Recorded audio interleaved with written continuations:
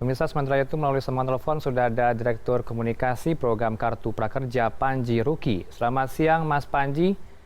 Selamat siang, Mas Panji, melihat adanya pendaftaran calon peserta bagi Kartu Prakerja pada hari ini, gelombang pertama hingga pukul 4 sore, ada beberapa catatan dari beberapa publik bahwa ini sangat menyulitkan bagi calon peserta yang berada di beberapa daerah, yaitu ketersediaan dari internet. Bagaimana tanggapan Anda, Mas Panji?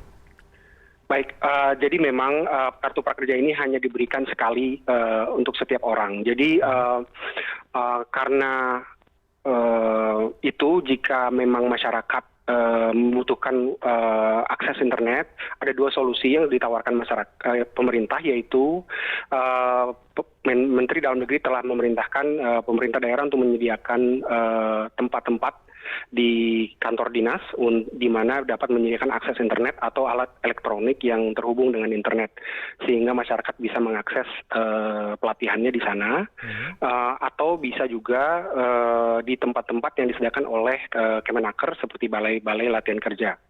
Itu yang pertama. Tapi yang kedua, karena program ini hanya diberikan sekali per peserta, saya pikir masih ada kesempatan buat masyarakat untuk menunggu saat pembatasan sosial itu sudah diangkat. Sehingga kursus-kursus offline yang sudah kami persiapkan, yang saat ini kami tahan dulu karena adanya resiko penularan COVID-19, itu nanti bisa ditawarkan ke masyarakat luas. Jadinya bisa menahan dulu, kita berikan kesempatan kepada mereka yang sekarang pekerja yang terdampak COVID dan dapat mengakses pelatihan online. Nanti setelah insya Allah kalau kita bisa mengangkat batasan sosialnya, maka kursus offline pun akan ditawarkan. Kira-kira begitu. Ya Mas Panji, sebelum wawancara dengan Anda, kami sempat berbincang juga dengan pengamat kebijakan publik, Trubus Rahardiansyah, yang mengatakan bahwa ini syarat dengan konflik kepentingan karena salah satu dari mitra kerjanya merupakan startup dari luar. Sedangkan sejauh ini memang pemerintah sudah memiliki sumber daya tersendiri di pemerintah, seperti BLK dan juga hal lainnya. Mungkin saya perlu klarifikasi bahwa tersedia 8 platform mitra dari prakerja yang kemudian akan terus bertambah, di mana mereka menyediakan pelatihan bagi peserta. Pilihannya ada di tangan peserta. Jadi tidak ada penunjukan pengarahan atau harus mengakses bantuan pelatihannya di salah satu platform. Jadi 8 mitra ini kemudian dapat memberikan layanan kepada masyarakat sesuai dengan produk dan strategi masing-masing, sehingga memberikan layanan yang terbaik, sehingga peserta bisa memilih sesuai dengan minat, kebutuhan, dan tentunya willingness to pay-nya mereka. Jadi untuk konflik kepentingan itu saya kira tidak benar, karena ini berbasis kepada pilihan dan kompetisi di antara platform tersebut. Dan mungkin saya mesti klarifikasi bahwa berdasarkan aturan dari prakerja bahwa kami hanya bisa bekerja sama dengan badan usaha di Indonesia. Gitu. Catatan lainnya Mas Panji, yaitu 8 startup ini tidak terbiasa melakukan pelatihan. Respon Anda seperti apa? Mungkin saya perlu klarifikasi bahwa ada dua pihak yang terlibat di sini. Pertama adalah platform digital yang memberikan jasa distribusi atau marketplace bagi pelatihan untuk peserta kartu prakerja. Sedangkan pihak yang kedua adalah lembaga pelatihan itu sendiri yang memang bisnisnya dan keahliannya adalah memberikan pelatihan bagi para pembelajar.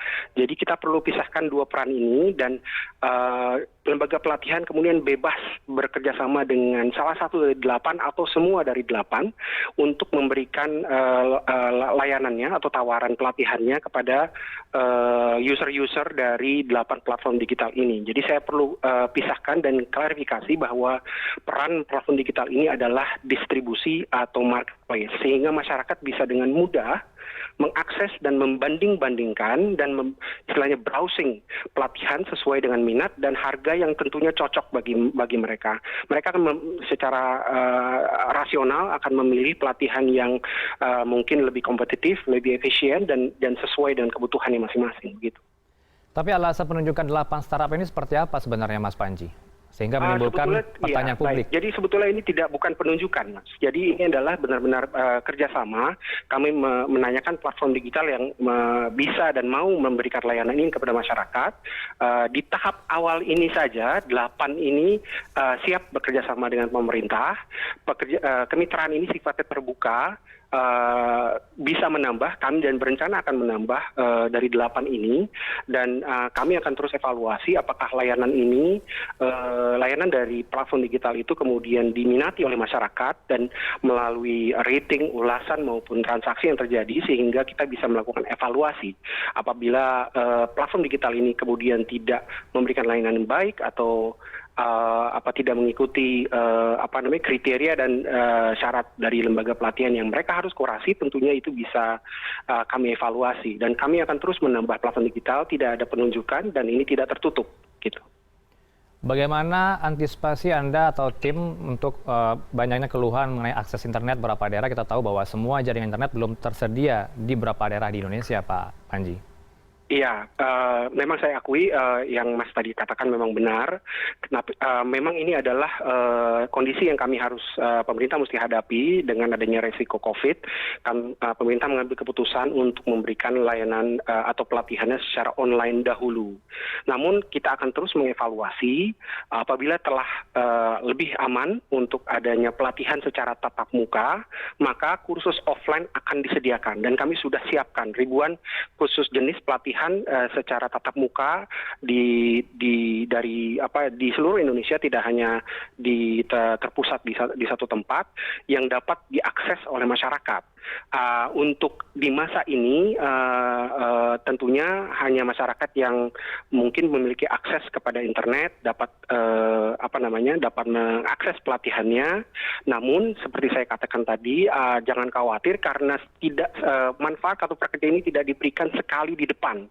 Maksudnya tidak semua dari 20 triliun yang telah dianggarkan oleh pemerintah untuk tahun ini diberikan saat ini, tapi per gelombangnya.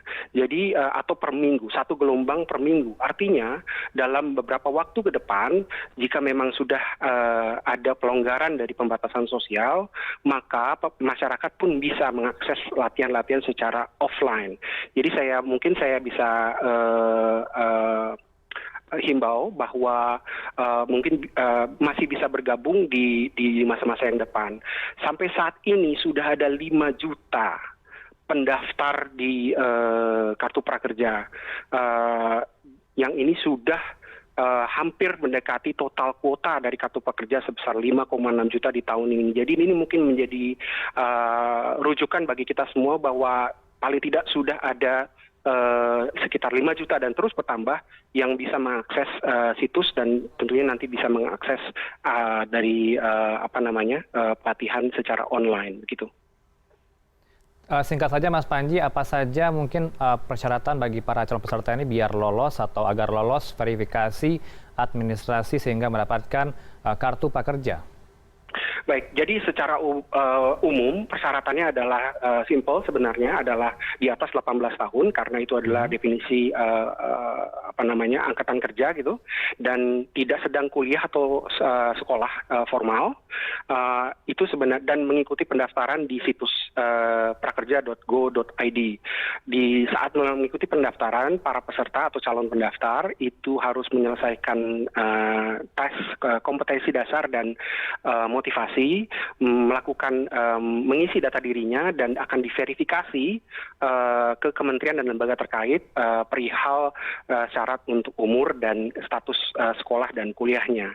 Jadi setelah sukses melakukan pendaftaran, masyarakat atau peserta atau calon pendaftar bisa mengikuti gelombang pendaftaran per minggunya. Jika belum berhasil masuk dalam gelombang minggu 1, maka bisa kemudian mengikuti gelombang kedua atau ketiga dan keempat seterusnya tanpa harus melakukan registrasi ulang. Baik, terima kasih Mas Panji Ruki, Manajemen Pelaksana Program Kartu Prakerja telah berbagi informasi dengan siang ini dengan kami CNN Indonesia.